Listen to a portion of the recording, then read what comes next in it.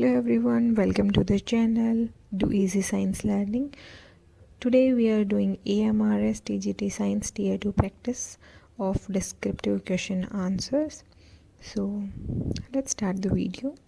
Firstly, we are going to do the questions for biology topics. First unit, life processes. So further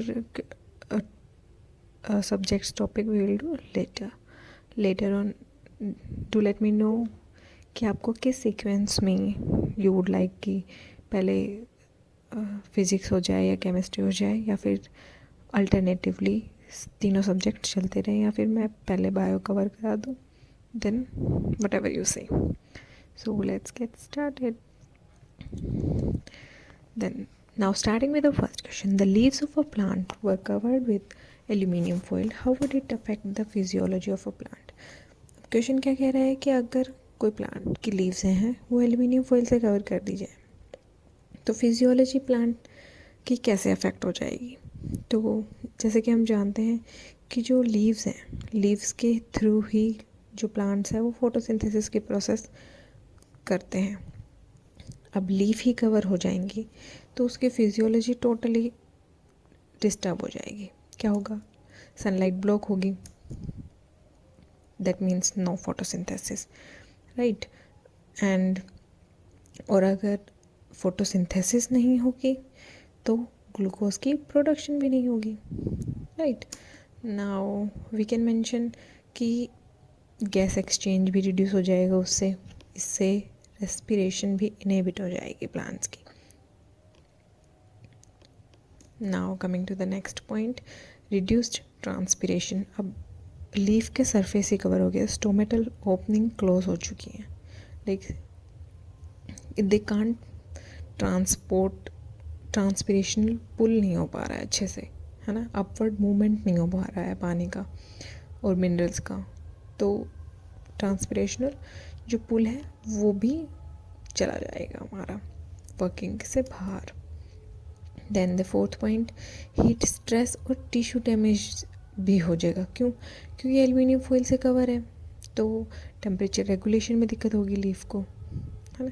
इससे leaves damage हो जाएंगे. Now coming to the next question. आप देखो हम लोग questions उठा के लाई हूँ जहाँ से भी, तो उनको फ्रेम किया है, उनके आंसर्स हम जैसे क्वेश्चन पेपर में अटैम्प्ट करेंगे उसी तरीके से मैंने कोशिश करी है.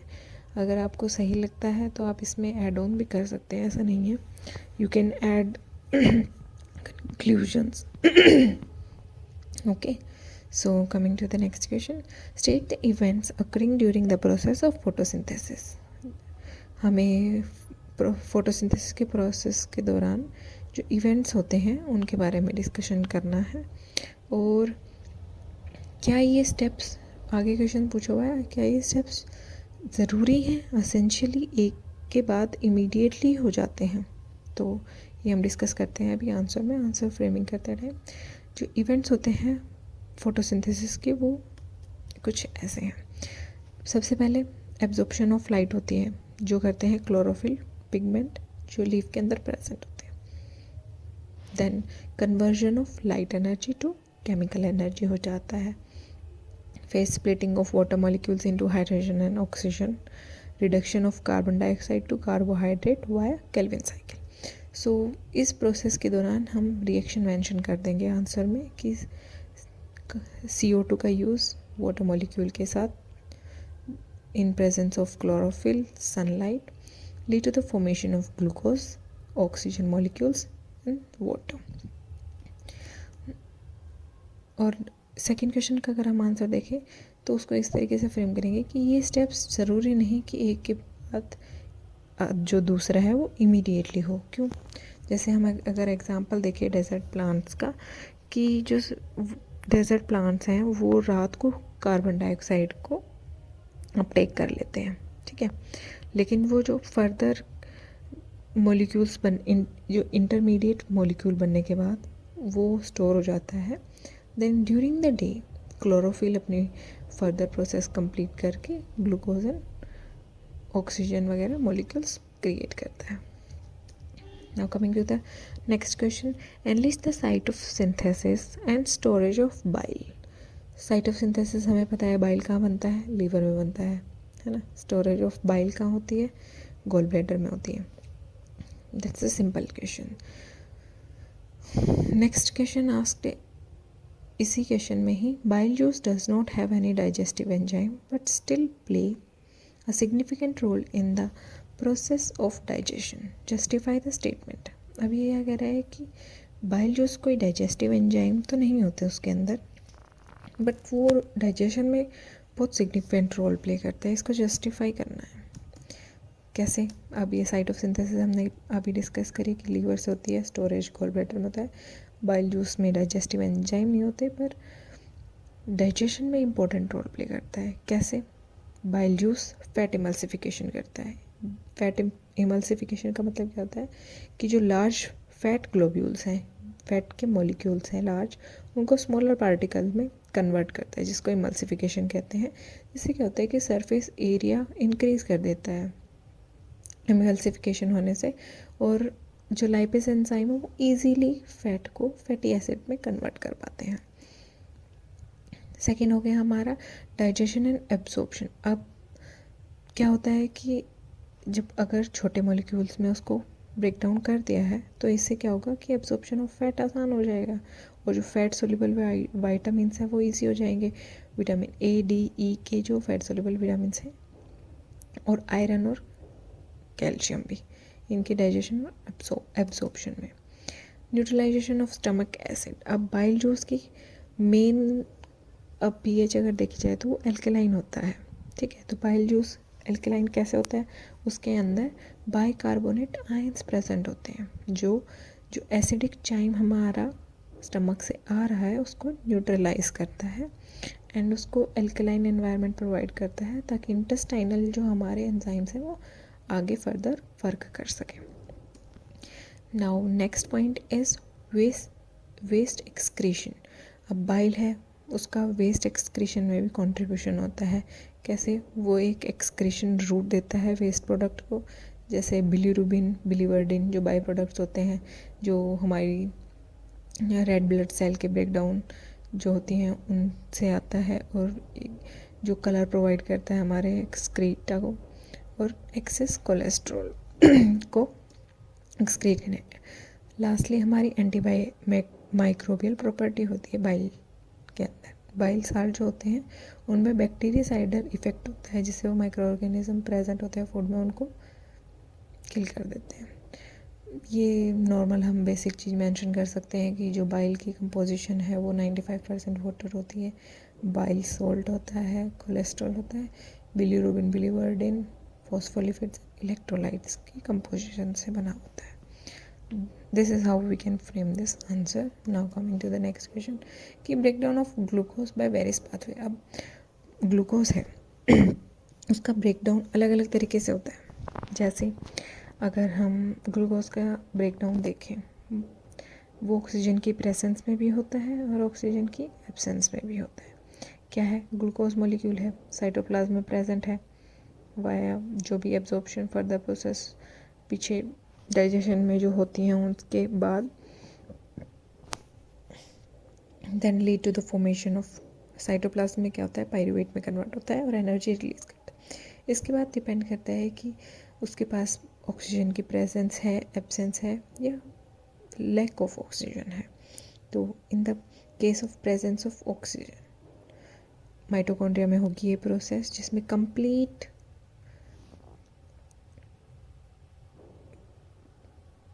मॉलिक्यूल ब्रेकडाउन हो जाता है, जिससे कार्बन डाइऑक्साइड, वाटर और एनर्जी रिलीज होती है. लेकिन इन एब्सेंस ऑफ ऑक्सीजन जो कि यीस्ट के अंदर होता है, प्रोड्यूसेस एथेनॉल, जो कि इनकम्प्लीट होती है प्रोसेस, क्योंकि कंप्लीट ब्रेकडाउन नहीं हुआ ना, इनकम्प्लीट ब्रेकडाउन होता है एंड कार्बन डाइऑक्साइड और एनर्जी, तो एनर्जी भी कम रिलीज होती है इस केस में comparison to presence of oxygen. Lack of oxygen होता है, ये कंडीशन कहाँ मिलती है?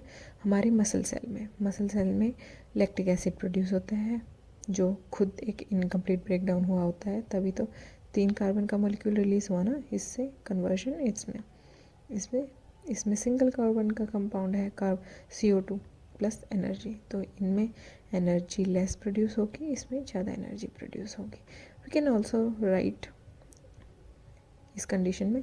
बाकी फ्लो चार्ट और डायग्राम से जितने हमें मार्क्स मिलेंगे उस उतना हमें राइटअप पे नहीं मिलेंगे। बाकी मैंने ट्राई किया है जितना भी कर सकती थी, पॉइंटर्स में ही चीज़ें मेंशन करने की कोशिश करी है। Now coming to the next question, a person suffering from liver disease is advise to avoid fatty and highly acidic food, give a reason why. अब जिनको लीवर डिजीज़ होती है, जिन पेशेंट्स को या इंडिविजुअल्स को, उनको हमेशा डॉक्टर एडवाइस करते हैं कि फैटी और हाईली एसिडिक फूड ना खाएं। ऐसा क्यों होता है ये हमें एक्सप्लेन करना है। Let's discuss the answer. ऐसे फूड खाने से क्या होता है कि जो लीवर में फैट एक्यूमुलेशन बढ़ जाता है, इन्फ्लेमेशन होने के चांसेस बढ़ जाते हैं, और अगर ज़्यादा हो तो डैमेज भी क्रिएट करता है, और these things accelerate towards the cirrhosis की डिजीज या फिर लीवर फेलियर में दिक्कत शुरू हो जाती है, ये प्रॉब्लम्स। नाउ अब पूछा है कि ये फूड कंज्यूम क्यों नहीं करने के लिए अलाउड होते। तो फैटी और ऑयली और फ्राइड फूड्स जैसे होते हैं, उनके अंदर क्या प्रेजेंट होते हैं, सैचुरेटेड फैट्स होते हैं।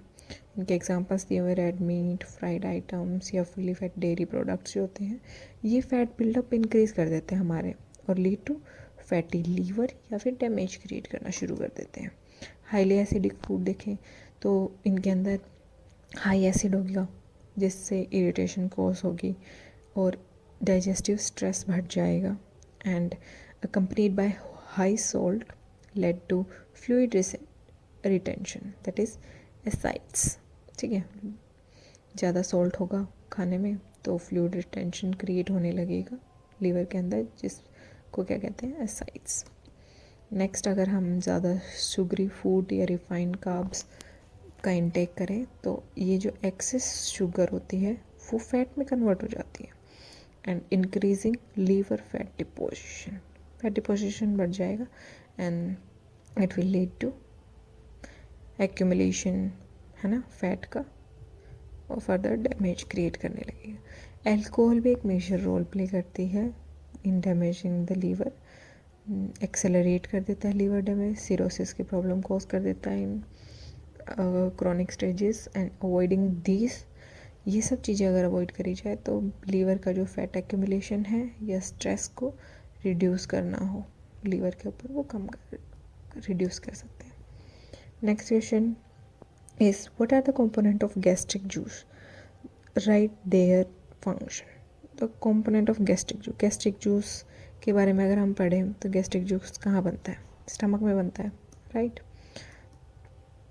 तो इसके कंपोनेंट्स वगैरह पढ़ेंगे हम। गैस्ट्रिक जूस में मेनली 3 कंपोनेंट होते हैं, बाकी हम यहाँ पे 6 कंपोनेंट्स पढ़ रहे हैं जो गैस्ट्रिक जूस के साथ ही स्टमक में रिलीज होते हैं। तो हाइड्रोक्लोरिक एसिड HCl प्रोड्यूस करा जाता है by the parietal cell.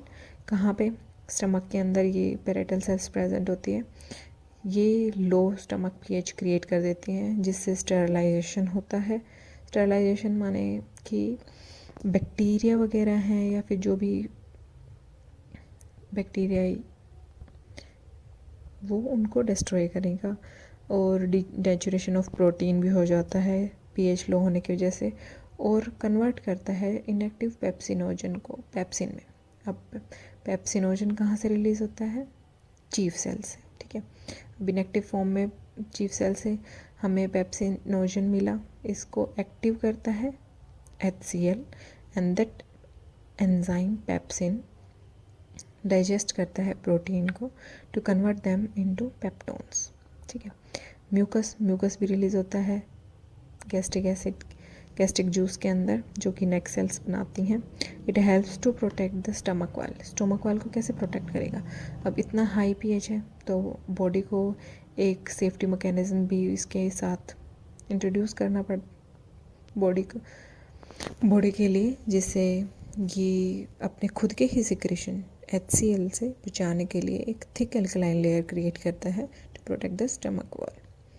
Other factors are like intrinsic factor, जिससे क्या होता है कि जो क्रिटिकल ग्लाइकोप्रोटीन है उसके वो for the absorption of B12 in small intestine में हेल्प करता है। वाटर है, लिक्विफाइंग फूड बाय एक लिक्विडी फूड सेमी फ्लूइड मास के अंदर कन्वर्ट करता है वाटर, और जिसको कहते हैं चाइम। इलेक्ट्रोलाइट्स होते हैं वो आयनिक बैलेंस मेंटेन करके रखते हैं। So these are the component और इनके functions. Now coming to the next question, what are the strategies of plant to get rid of their waste. Humans के अंदर तो एक्सक्रीटरी सिस्टम हमें पता है, okay, then what you know about the excretory system of, कह सकते हैं हम ऐसा कि प्लांट्स कैसे अपना वेस्ट एक्सक्रीट करते हैं। तो प्लांट भी डिफरेंट स्ट्रेटजीज अपनाता है ताकि वो अपने वेस्ट से छुटकारा पा सके, कह सकते हैं, है ना। तो फर्स्ट अगर हम देखें तो स्टोमेटा गेटवे, जैसे फोटोसिंथेसिस की प्रोसेस के दौरान कार्बन डाइऑक्साइड का इनटेक होता है और ऑक्सीजन का आउट। ऑक्सीजन उनके लिए यूज़फुल नहीं होती, so it's kind of waste at the time of day, तभी तो वो रिलीज आउट कर देते हैं, ठीक है। तो एक स्टोमक गेटवे हो गया। वाटर रेगुलेशन, अगर एक्सेस वाटर का एब्जॉर्प्शन होता है via root, then it got released out through respiration, या फिर हम कह सकते हैं ट्रांसपिरेशनल पुल से वो इवेपोरेट हो जाता है लीव्स के सरफेस से। Then next point is xylem storage. अब जाइलम के अंदर कुछ हमारे गम्स, ऑयल्स, रेजिन्स टाइप के जो केमिकल कंपाउंड्स बनते हैं वो स्टोर होते हैं, जो कि कहलाती हैं प्रोटेक्टिव सिक्रीशन। मेनली ये हेल्प करते हैं कि कैसे जो एनिमल्स वगैरह हैं या फिर कोई भी इंसेक्ट्स वगैरह हैं उनसे प्रोटेक्ट करने के लिए ये चीज़ें रिलीज़ करते हैं, केमिकल कंपाउंड जो कि स्टोर होते हैं ओल्ड जाइलम के अंदर, wood of the stem. Next point, soil excretion. Root can also throw some waste. जो सॉइल के अंदर एक्सक्रीशन होता है, भाई रूट्स भी कुछ एक्सक्रीट कर देती हैं कुछ wastes. Next point, shedding mechanisms. अब प्लांट है जो उनकी ओल्ड लीव्स होती हैं उनको शेड करता है ना।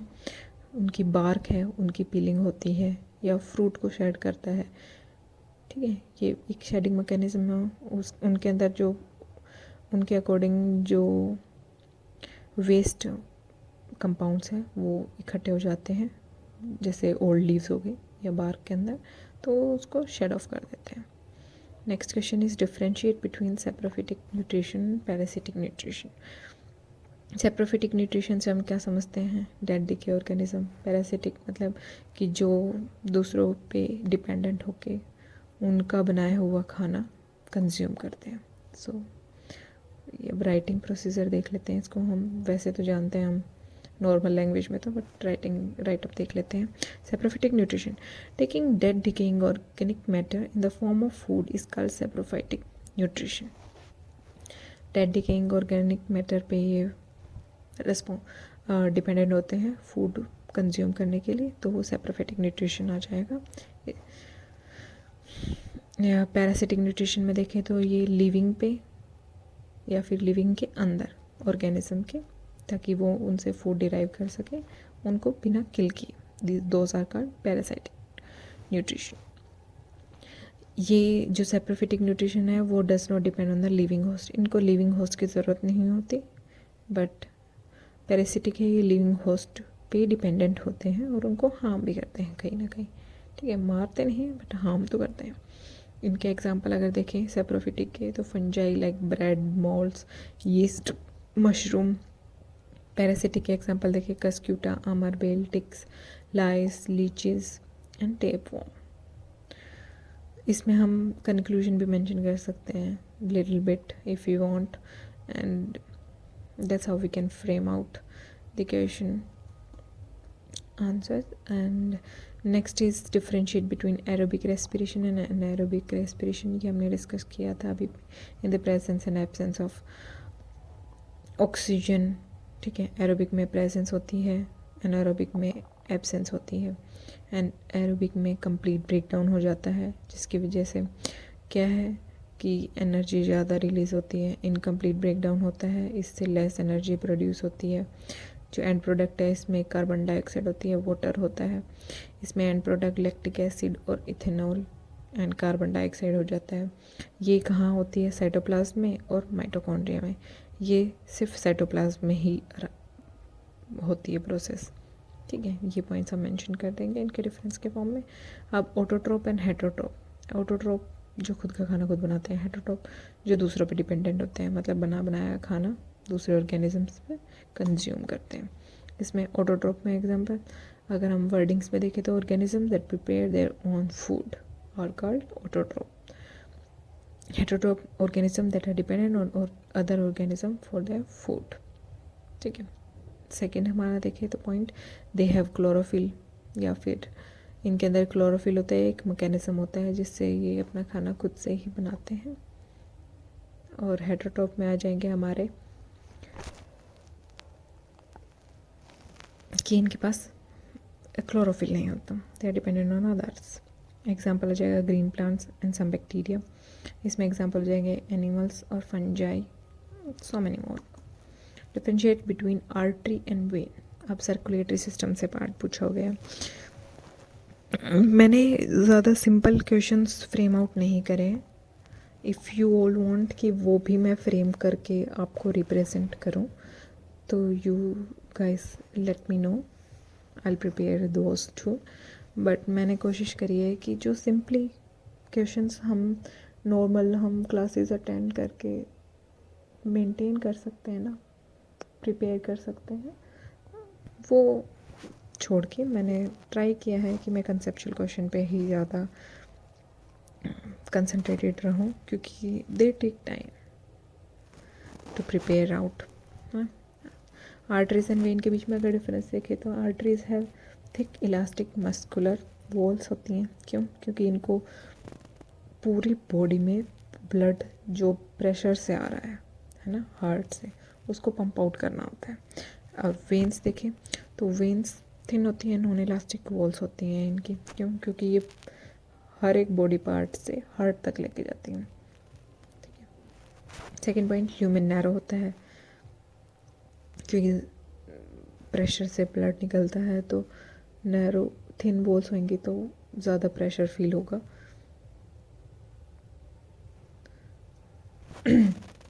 और ल्यूमेन इसमें वाइड होता है। आर्टरीज हैं वो ब्लड कैरी करती हैं from heart to all body part. ये वेन कैरी करती हैं सारी बॉडी पार्ट से हार्ट के टुवर्ड्स। ये आर्टरीज हैं ऑक्सीजनेटेड ब्लड कैरी करती हैं एक्सेप्ट पल्मोनरी आर्टरी। ये हमेशा याद रखना है हमें, carry deoxygenated blood accept pulmonary vein.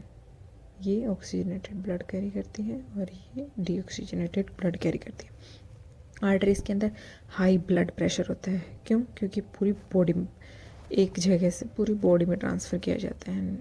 Veins में लो ब्लड प्रेशर होता है। ब्लड एंड लिम्फ के बीच में डिफरेंशिएट देखेंगे अब हम। Blood mainly red in colour, lymph colourless होता है। आरबीसी प्रेजेंट होती हैं ब्लड के अंदर, लेकिन लिम्फ के अंदर आरबीसी एब्सेंट होती हैं। ब्लड ज़्यादा न्यूट्रिटिव होते हैं as comparison to lymph. Blood में ज़्यादा ऑक्सीजन, लिम्फ में लेस ऑक्सीजन। ब्लड में ज़्यादा प्रोटीन के अमाउंट होती है, कंटेंट होता है, और लिम्फ में लेस प्रोटीन होता है। मेटाबॉलिक वेस्ट ब्लड के अंदर और carbon dioxide are in normal amount कह सकते हैं, और इनसे लेस होती है। लिम्फ में ज़्यादा अमाउंट में वेस्ट या फिर कार्बन डाइऑक्साइड होती है। डायलिसिस और नॉर्मल किडनी फंक्शन जो होता है उनमें डिफरेंस क्या होता है? डायलिसिस का क्या मतलब होता है? डायलिसिस उन इंडिविजुअल्स को यूज़फुल होती हैं जिनकी किडनीज प्रॉपरली फंक्शन करना बंद कर देती हैं, और नॉर्मल किडनी फंक्शन जो अपनी नॉर्मल किडनी करती हैं वैसे ही करेंगी। तो डायलिसिस एक आर्टिफिशियल चीज़ है देखा जाए तो, और किडनी नेचुरल ऑर्गन है ना ह्यूमन बींग्स में। और डायलिसिस अगर देखें, डायलिसिस इज़ टाइम कंज्यूमिंग, क्योंकि आर्टिफिशियल है, you have to give separate time to date, है ना, and only partial replacement of kidney होता है। आप इसको परमानेंट कैरी आउट नहीं कर सकते अपनी बॉडी के साथ ना, इसको एक प्रॉपर टाइम देना पड़ता है ताकि आपका ब्लड प्योरीफाई हो सके। किडनीज़ हैं वो कॉन्स्टेंटली कॉन्स्टेंटली फ़िल्टर ब्लड करती हैं, बैलेंस करता है फ्लूइड को, मैनेज करता है ब्लड प्रेशर को। डायलिसिस है वो फार लेस देन 250 से 300 लीटर ऑफ ब्लड वीकली ये 250 से सिर्फ 300 लीटर ही ब्लड करता है फ़िल्टर। लेकिन किडनी है वो approx 10,000 litres of blood filter कर देती हैं। गेटिंग दिस कि कितना वर्कलोड होता है ना किडनी के पास। And dialysis we can't compare these things ना। और dialysis cannot perform endocrine function, obviously these are artificial, cannot perform endocrine functions। Kidney है वो प्रोड्यूस करेंगे एसेंशियल हॉर्मोन्स लाइक ये बायो हार्मोन भी प्रोड्यूस करते हैं, erythropoietin, calcitriol, renin. Dialysis relies on passive diffusion, इसे पैसिवली डिफ्यूज़ कर दिया जाता है कि एनर्जी का यूज़ नहीं होता, बट एक प्रॉपर आर्टिफिशियल सिस्टम तो इंस्टॉल्ड होता है ना। Kidney actively reabsorb nutrients, energy का यूज़ करके न्यूट्रिएंट्स को एब्सॉर्ब करती है। So this is how we can differentiate these both. And this is up for this today's video. Thank you for watching. If you all like this video, please do let me know in the comment section. Do like, share and subscribe and stay tuned. Thank you.